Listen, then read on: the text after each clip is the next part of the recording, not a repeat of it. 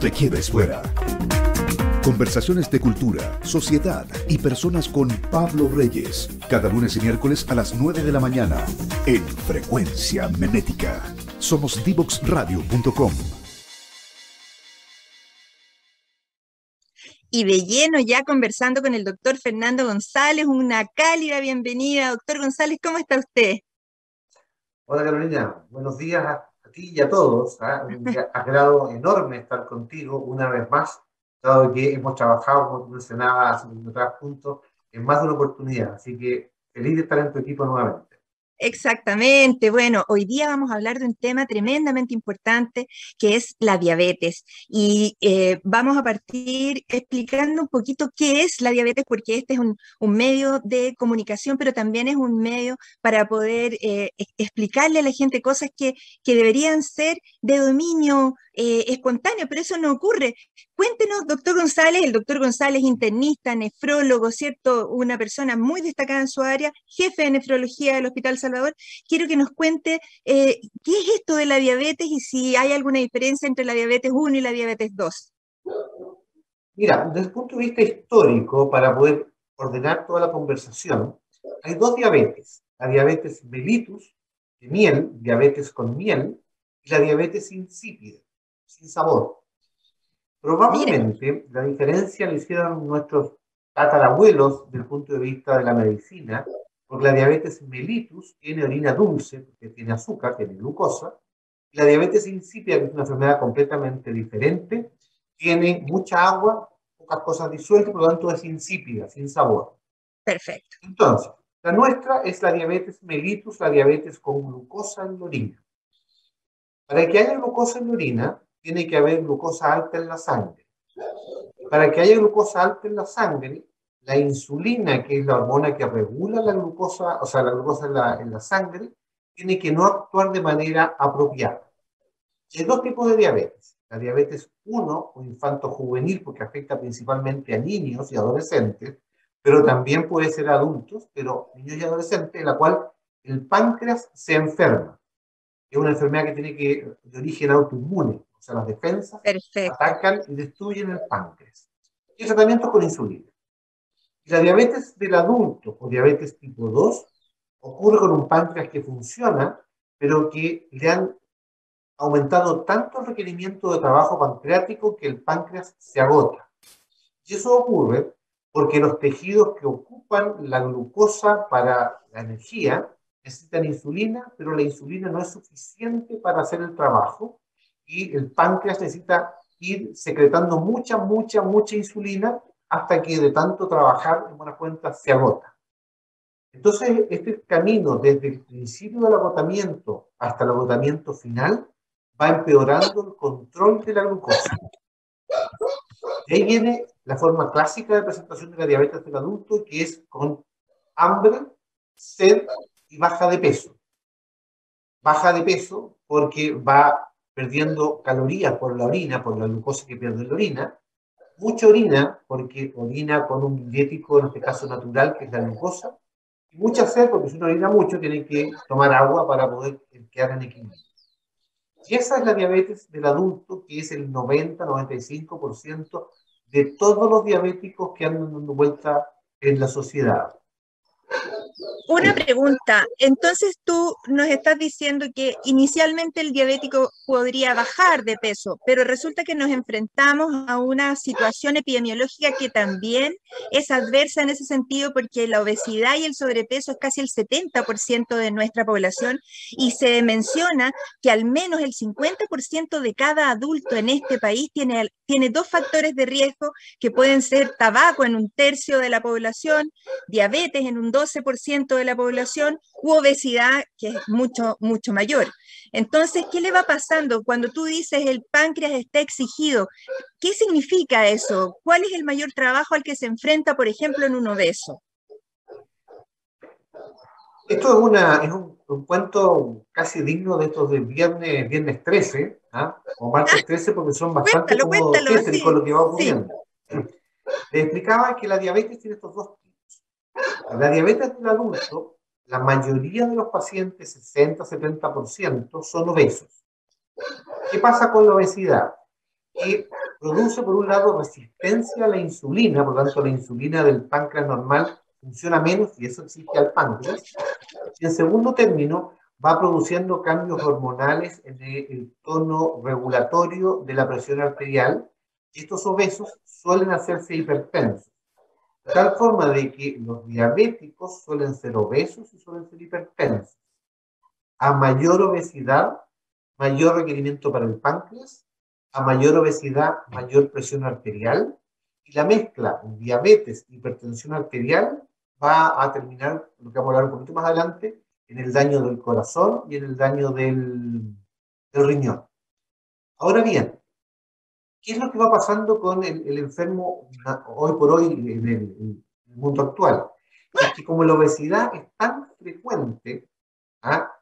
La gente se va haciendo intolerante a la glucosa. Ya lo que ocurrió en generaciones anteriores, en la medida que hemos podido prolongar la vida a los diabéticos jóvenes, diabéticos tipo 2, los jóvenes han tenido hijos. Y esos hijos, de una u otra forma, tienen ciertos genes que los predisponen a la hipertensión o a la diabetes, y cierto ambiente sociocultural que les promueve que sean particularmente obesos, y también muchas veces con poca actividad física, lo cual también la falta de actividad física aumenta la resistencia a la insulina. Por lo tanto, todo esto es Un una asociación continuo. ilícita para el delito. Ah, claro. Bueno, tenemos que contarle a nuestros auditores que incluso hay como chistes que dicen que un guasito del campo sabe cuando una persona es diabética porque cuando orina llegan las hormigas ahí a la orina porque es dulce, ¿cierto? Y en esto también tenemos que decir lo que tú, pongámosle énfasis a lo que acabas de mencionar. Cuando un niño crece, nace y se desarrolla en una familia de obesos diabéticos, tal como tú dijiste, y en eso pongámosle harto énfasis, las formas de comer, el tipo de alimentación, el tipo de actividad, la tolerancia a verse obeso cambia y por lo tanto es una especie como de destino fatal 5, así que tenemos que tratar de quebrar esa tendencia, tenemos que tratar de cambiar eso para nuestro país, pero se nos pone pesada la pista. Nosotros sabemos que dentro de los factores de riesgo de nuestra población están el sedentarismo, la hipertensión, la diabetes, el tabaco, la obesidad, pero entonces, ¿cómo enfrentamos esto si las personas ni siquiera se enteran que son diabéticas o hipertensas hasta que pasa bastante tiempo? ¿Qué síntomas tiene? ¿Cómo podemos hacer que las personas se hagan un chequeo anual? ¿Cuándo es recomendable hacerlo para saber si uno es diabético o no en un tiempo que todavía valga la pena? Porque en el fondo también dejar pasar mucho tiempo puede ser muy deleterio. Y las cosas interesantes que nos pasan en Chile y probablemente en todas partes del mundo es que tenemos muy interiorizado el control de niños sanos. Llevamos a nuestros hijos al mes, a los 2, a los 4, a los 6 meses y así hasta que lleguen a la etapa de la adolescencia. Y en la etapa del adulto, llámese después de los 20 años, en general uno no va al médico a menos que tenga algún síntoma, alguna enfermedad que necesite diagnóstico y tratamiento.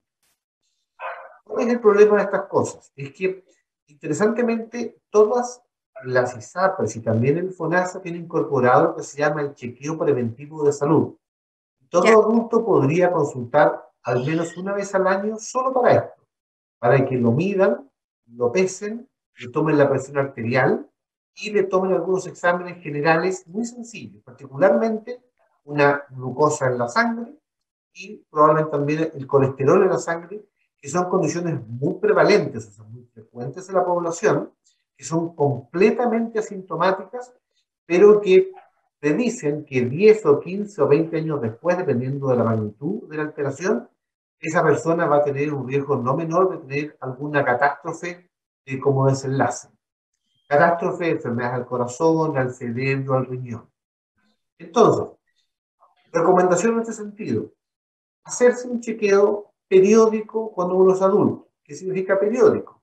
Al menos una vez en la década de los 20. ¿Y por qué digo una vez? Porque si efectivamente esa persona tiene factores de riesgo, el doctor le va a decir, mire, usted está bueno y sano, vuelve en 10 años, en 5 años, que es alguien atlético, con buenos genes, en el sentido que no hay enfermos en la familia, que es sano, no toma ningún medicamento, tiene una vida saludable, come en forma ordenada, homogénea, regular y equilibrada.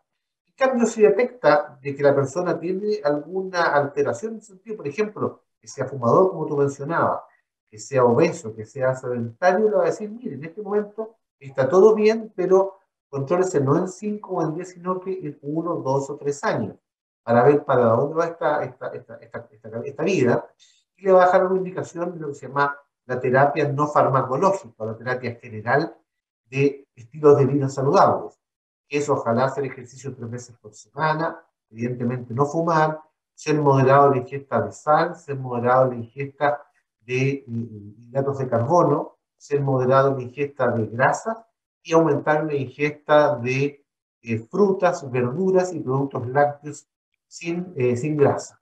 Ya, Fernando, pero ahí déjame Bien, hacerte una observación. bien. Cuando yo también fui criada, digamos, en el orgullo del control del niño sano y todo, pero algo nos pasó entre medio, como sociedad, a todos nosotros, que este control de niño sano se transformó en una especie de check por asistencia, pero no por resultado, porque resulta que tenemos los niños más obesos en primero básico de toda América. Y eso es no fijarse en el resultado final, sino que solo en el proceso. Aquí tenemos un proceso de control de los diabéticos, de los nefrópatas, de los cardiovasculares, de los respiratorios, pero resulta que delante de nuestros ojos, por ejemplo, el cáncer pulmonar está subiendo, delante de nuestros ojos tú tienes más pacientes amputados que hace 10 años atrás y delante de nuestros ojos se triplicó la diabetes, o sea que lo hicimos administrativamente impecable, pero nadie se fijó si el resultado realmente era bueno. Y eso quiero que me cuentes a partir de este minuto y de los minutos que nos quedan de este primer bloque de conversación, ¿cómo afecta realmente esta hiperglicemia sostenida, esta insulina que está aumentada, ¿cierto? Conjunto con la hipertensión, ¿qué es lo que le pasa al corazón y a las arterias que determina en el fondo que estas enfermedades cardiovasculares sean las responsables de casi 90.000 muertes al año en nuestro país? Mira, Carolina, yo te diría dos respuestas. La primera, lo que mencionas del control de resultados, porque hay más obesos, hay más cáncer pulmonar, etcétera, etcétera, eso da para una serie de programas de probablemente 5 años de duración.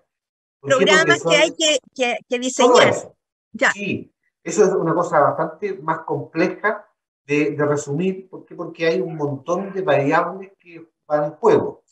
Acceso al tiempo libre, que la dieta sana es más cara que la dieta no sana, y así una serie de cosas que, por supuesto, habría que dedicarle tiempo de forma dirigida. Respecto a pero la la segunda pandemia parte, también nos enseñó, perdona, la pandemia también nos enseñó que sí podíamos hacer telemedicina, que sí podíamos mandarle los medicamentos a la casa a los pacientes, que sí podíamos darle medicamentos por 3 o 4 meses para evitar que tengan que circular, pero eventualmente lo que tú dices es lo que hacia dónde tiene que apuntar la medicina, hacia el resultado, no hacia la corrección administrativa. Perdona que te interrumpí, sí que no me concluye. buena interrupción, porque cuando tú mencionas de que con la telemedicina se consiguió todo eso, eso es para los enfermos. Pero la primera Ah, parte de la mira, pregunta, claro. ¿verdad? Era para la gente no enferma.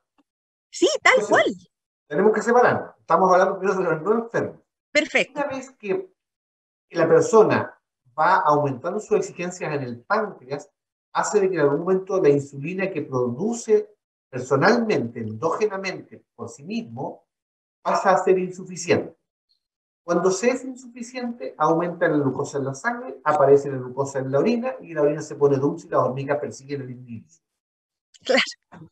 El problema de eso es que la medida que pasa el tiempo con exceso de glucosa en la sangre, esa glucosa se va pegando a las proteínas que están dentro del organismo y se van pegando de manera química a las proteínas y esas proteínas que tienen glucosa pegada ya no funcionan de la misma forma que cuando no tenían la glucosa.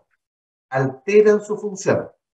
Y las que nos interesa comentar aquí son fundamentalmente aquellas cardiovasculares, o sea, el corazón y los vasos, y por otro lado, el riñón.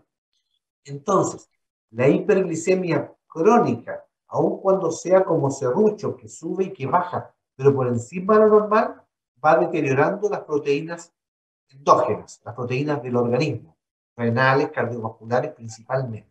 Y eso lleva a la segunda parte de la enfermedad, imagino que para el segundo bloque, que es la enfermedad cardiorrenal asociada al diabetes. En esta fase todavía, el tratamiento de la diabetes es ojalá que la persona que es obesa ya no lo sea, para que disminuya el requerimiento de insulina endógeno. La persona que es sedentaria haga ejercicio para evitar también el exceso de resistencia a la insulina, para que disminuya. ¿Aquí es reversible el daño? ¿Hasta aquí es reversible ese daño? Sí, sí. Hasta aquí es reversible, ya. Sí.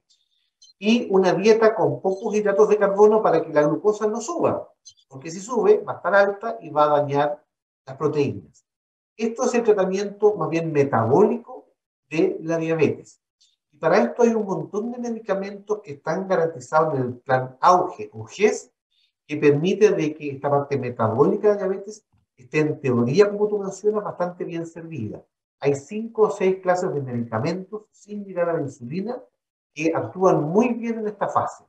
Medicamentos fáciles de tomar, con pocos efectos adversos y efectivos para reducir la progresión de la enfermedad puramente metabólica y la enfermedad cardiovascular y renal que viene después como la segunda fase, la fase más bien del peligro, la fase del drama. Esta es una fase más bien del gordito querendón que come como sabañón y tiene hiperglicemia y las hormigas lo persiguen. Todavía una enfermedad que pasa a ser más bien social que médica. Claro, pero aquí, perdona, te quiero interrumpir de nuevo. En Chile, en los primeros 10 años de egreso después de cuarto medio, en promedio los chilenos suben 10 kilos. Y ahí... Sin pandemia. Sin pandemia. En pandemia hubo un aumento en 2 años de casi 7 kilos.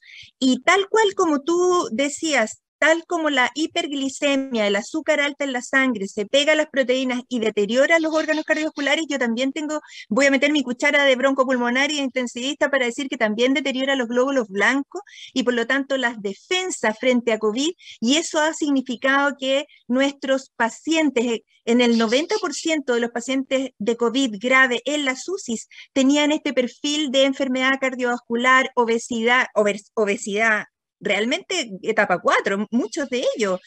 ¿Cómo el sistema invisibilizó estos pacientes que tienen estas asociaciones tan peligrosas, tabáquicos, obesos, diabéticos, hipertensos? Entonces, claro, vamos poniéndole aquí pelos a la sopa.